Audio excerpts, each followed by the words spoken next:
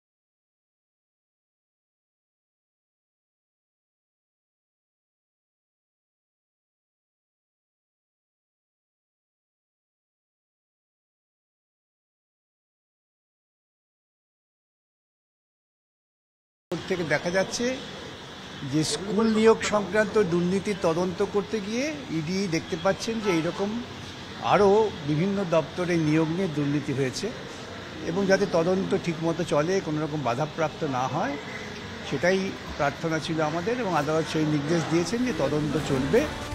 রাজ্যে চাকরি চুরি যেন রন্ধ্রে রন্ধ্রে, সে স্কুল হোক কিংবা পুরসভা, একের পর এক চাকরি চুরির অভিযোগে তৃণমূলকে তীব্র নিশানা বিরোধীদের। মিউনিসিপ্যালিটির নিয়োগ প্রক্রিয়া সেটাই বা ছাড়বে কেন? তৃণমূলের লুঠেরা গোষ্ঠীর চোখ সব জায়গাতে আছে। মিউনিসিপ্যালিটি সেখানকার নিয়োগ, তার জন্য সংস্থাকে দায়িত্ব দেওয়া, সেই সংস্থা মানে অয়নশীল বকলমে তৃণমূলের ঘরে টাকা যাওয়া। এই বিধাননগর কর্পোরেশনের কথা বলি, সাউথ দমদম মিউনিসিপ্যালিটির কথা বলি, আপনি নেতাদের দূরে সরিয়ে রাখুন না, যারা প্ল্যান স্যাংশন করে তাদের সম্পত্তির পরিমাণ, বিভিন্ন অ্যাসিস্ট্যান্ট ইঞ্জিনিয়ার আছেন যারা বিভিন্ন সময় ছাড়পত্র দেন 5 তলা বাড়িকে 8 তলা করার, আজকে তাদের সম্পত্তি খতিয়ে দেখুন।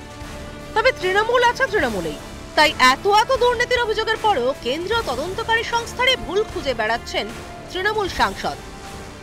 অভিযোগ এবং প্রমাণ দুটোর মধ্যে অনেক তফাৎ আছে। 0.46% কনভিকশন রেট নিয়ে ইডি খালি অভিযোগই করে যায়, আর মহামান্য আদালতে মহামান্য বিচারপতি একজন আছেন, তাকে প্রতি শ্রদ্ধা জানিয়েই বলি, তিনি কমরেডের মতো আচরণ করে।